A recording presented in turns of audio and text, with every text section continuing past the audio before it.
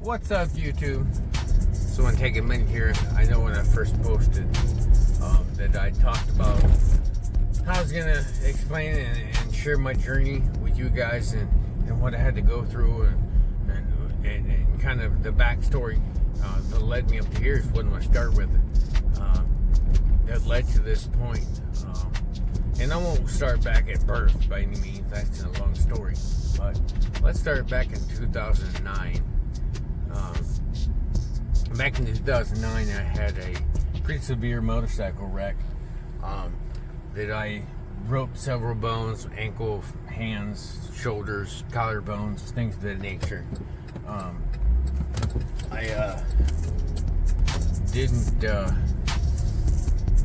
went through some therapy and had a few surgeries on my hand and stuff, but the biggest thing that happened during that accident was my diaphragm was ruptured.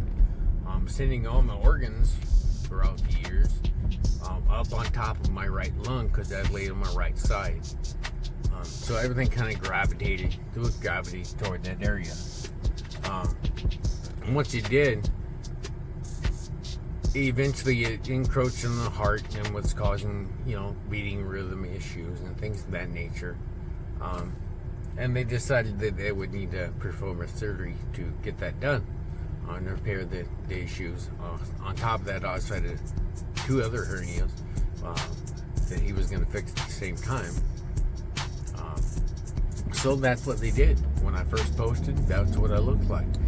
That was a couple days after surgery. Actually, that was the day after I got home from the hospital at IU in Indianapolis. The doctor there that performed my surgery did amazing. My lung reinflated on its own. They didn't have to do anything extra to reinflate the lung. It did its job. It reinflated. I breathe fine. I'm healthy. And over here, on this side, that's what I looked like before. And over here on this side, it's what I look like now. Okay, so in 2013, I was diagnosed with multiple sclerosis 10 days after my son. I went through the whole song and dance of reteaching myself how to do things so I am the person I am today. Then I went through a lot of ups and downs and struggles with both relationships, both personally. It's a lot of stuff went up and down as far as emotional-wise, as you can imagine. And then you come to terms with the reality that multiple sclerosis is here to stay, and it will do things to make things harder on you. But with everything that happens, it is only a speed bump. It's not a roadblock. It won't stop you from doing anything. It will simply slow you down and make things more difficult. It won't stop them. You can do them differently than everyone else. It doesn't mean you don't do them. It just means you do them differently. You're just as much as a person as anyone else. You just have conditions or abilities that slow you down.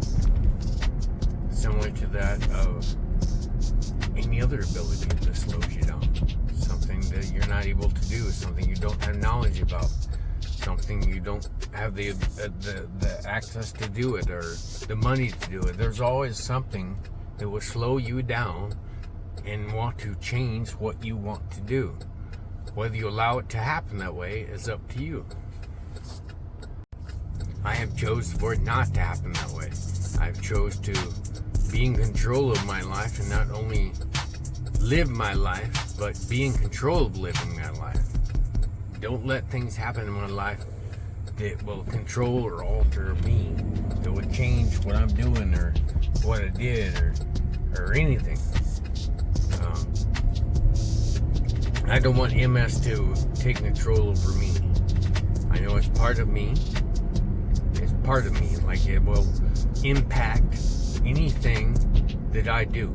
However, it will not control the things I do. So what does a day today look like with multiple sclerosis? You're very tired, you're very lethargic, to the point to where It's almost similar to when you wake up that you never went to sleep. So you wake up just as tired as when you went to bed. And it's not like a sleepy tired. It's like an exhausted tired. You can't move anymore. Some days you wake up and your legs are tingling and just tired like you run a marathon. But you haven't gone nowhere. And regardless what I want to do, I'm going to wake up every day and force myself to post for you guys to be able to see what it's like.